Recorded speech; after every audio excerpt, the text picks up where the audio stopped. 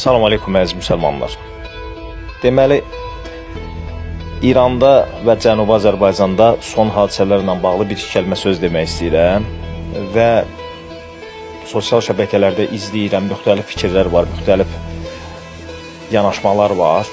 Təbii ki, burada da mənim də bir öz yanaşmam var, bunları sizinlə bölüşmək istəyirəm. Deməli, bəzi qüvvələr var ki, düşünürlər ki, Pəhləvi sülaləsi hakimiyyətə gəlsə, Cənubi Azərbaycan üçün yaxşı olacaqdır. İnanın ki, yaxşı olmayacaqdır.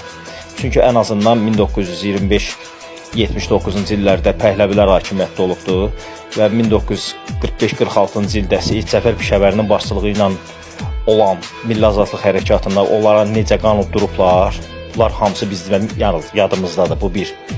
İkincisi, bəzi qüvvələr müstəqillik deyərək, yəni Azərbaycana, Cənubi Azərbaycana müstəqillik deyərək və hətta Şimali Azərbaycanla birləşmə məsələsini qaldıraraq belə bir fikir irəli sürürlər ki, yəni bu nöqteyi nəzərdən yaxşı olacaqdır. İnanın ki, böyük dövlətlər var, Rusiya, Amerika, buna heç imkan verməzlər ki, Azərbaycan birləşsin.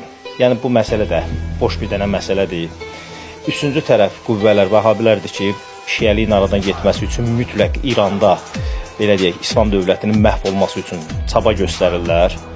Yəni maraqlı qüvvələr var və vətən deyərək bu şüarı yayırlar.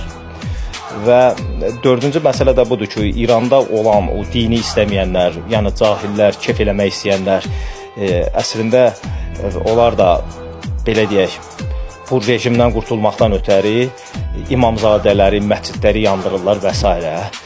Lap tutalım ki, sənin Xomeyni rejimindən xoşun gəlmirsə, bəs yaxşı, imam övladlarının məqbərələrini niyə yandırırsan, məscidi, Allahın evini niyə yandırırsan ki? Yəni, bilirsiniz, bunlar hamısı təxribatdır və maraqlı qüvvələr də var. İnanın ki, Azərbaycan üçün, yəni Cənubi Azərbaycan üçün bunun heç bir xeyri olmayacaqdır və eyni zamanda şiəliyə də böyük bir dənə zərbədir.